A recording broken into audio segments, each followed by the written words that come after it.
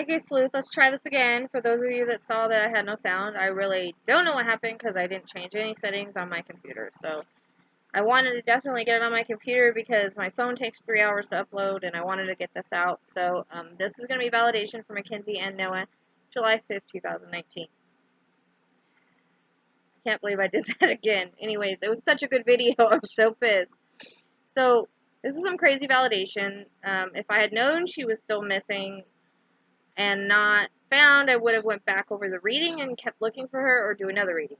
They led us to think that that was all of her, so I moved on. Which, you know, I don't know if you guys know how I connect. I have to be connected to recognize anything, and I didn't feel like there was any reason to connect back to her.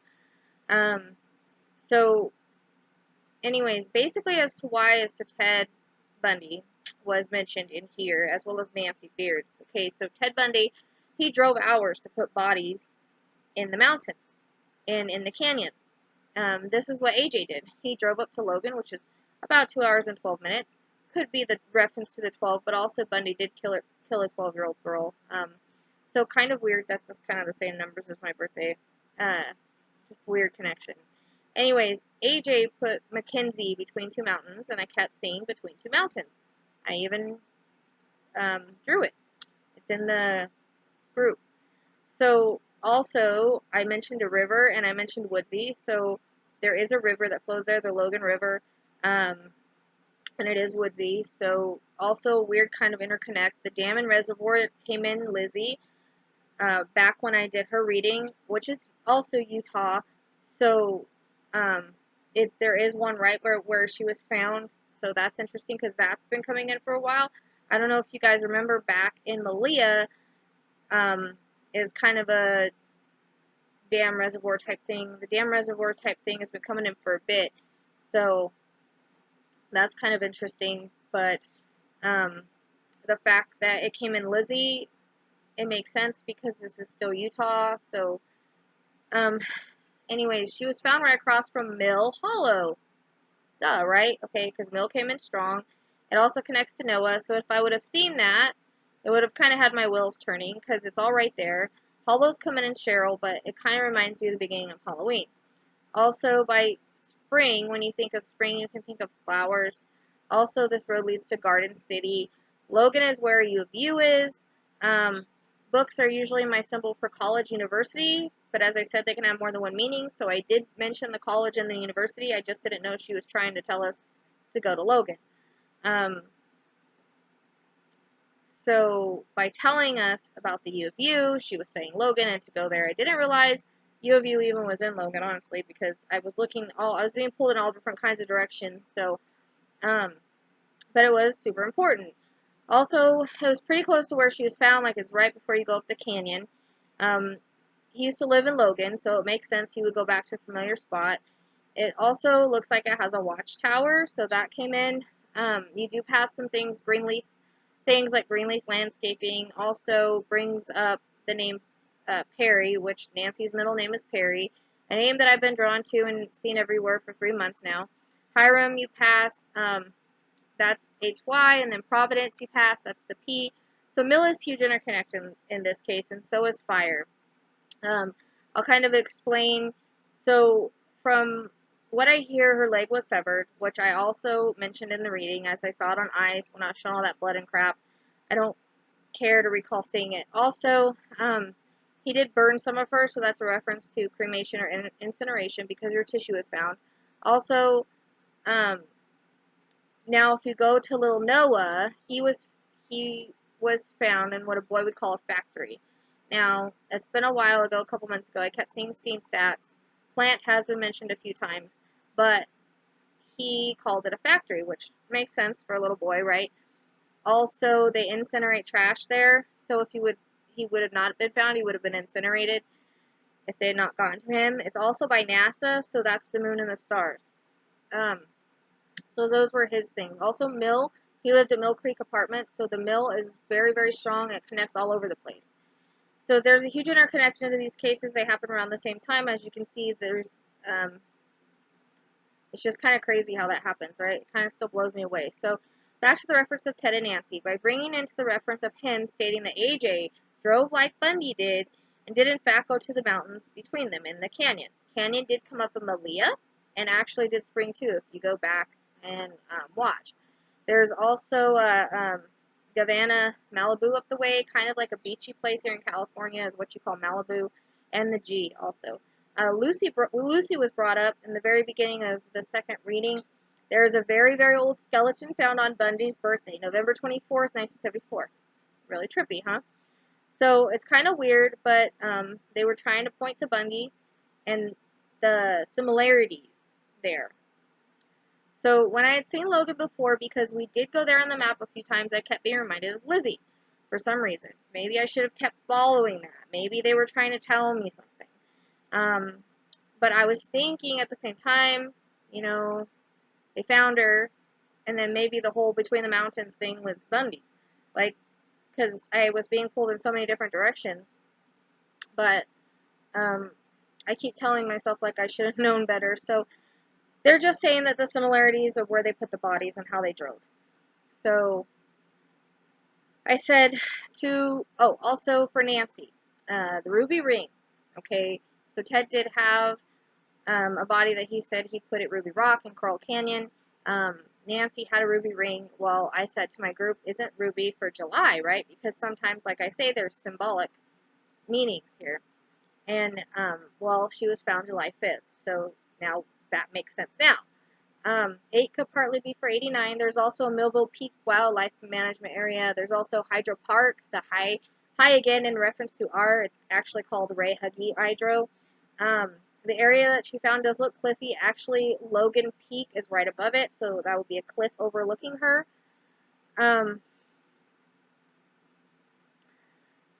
Mill Hollow, she was literally right by it. It's possible the reason why she showed me an empty wallet was symbolic. It may actually be a stretch, but it made me feel, because it was empty and I had no money when she showed it to me.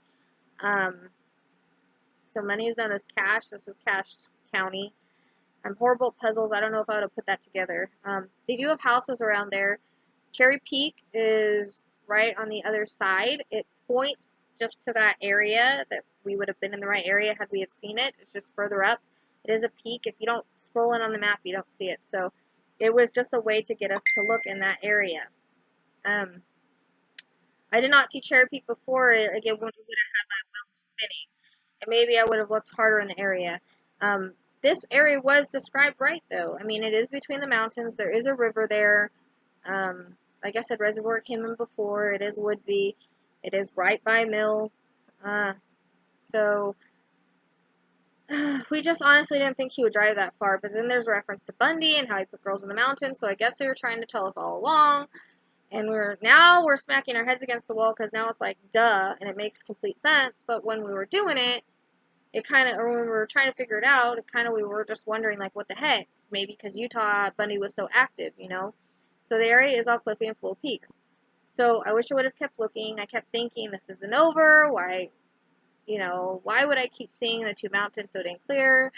I also said she was mentioning multiple locations, which she was. I did have, again, that pool because of Lizzie and being reminded of it. It just didn't click. They had all the stuff with the burning tissue, which did match the rating, so it was kind of confusing rating, so I was like, okay, it's, done.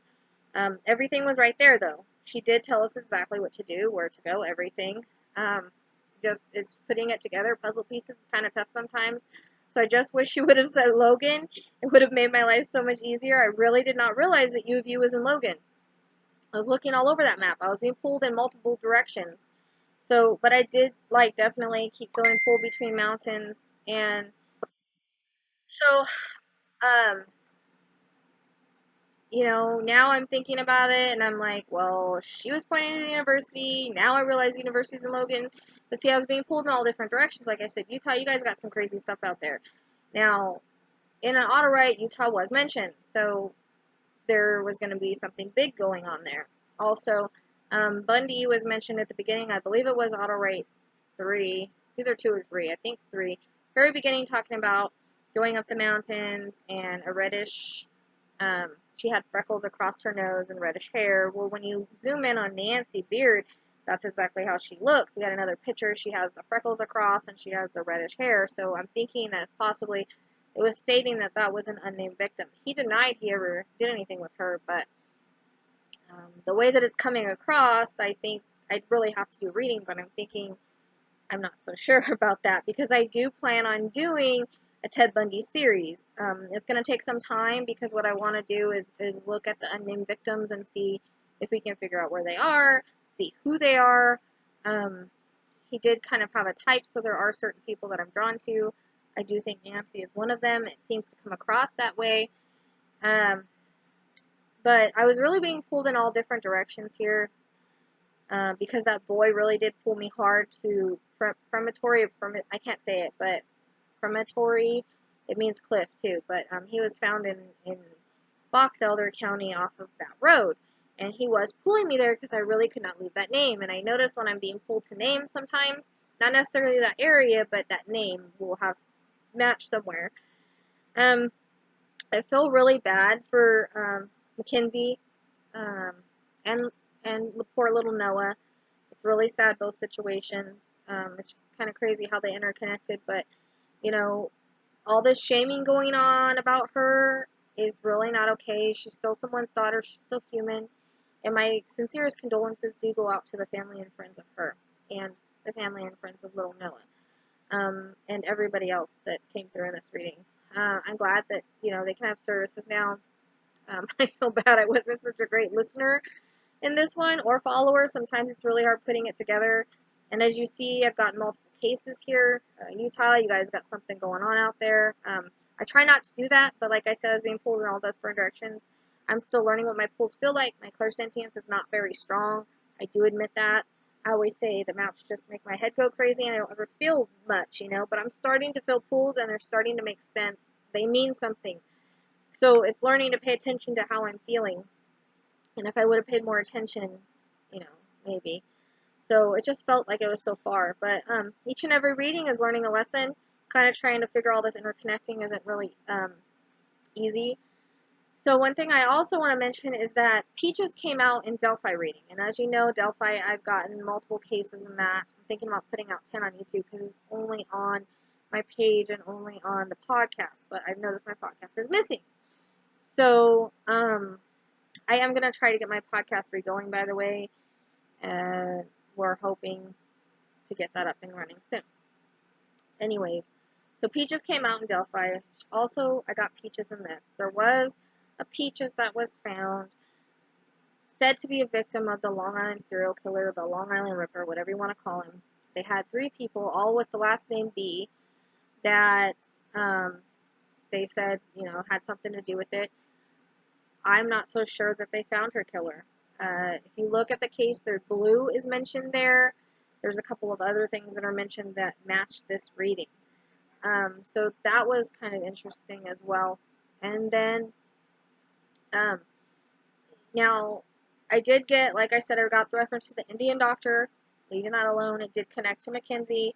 There's other stuff that came through. I'm not going to validate that we found out. We're just going to leave it alone.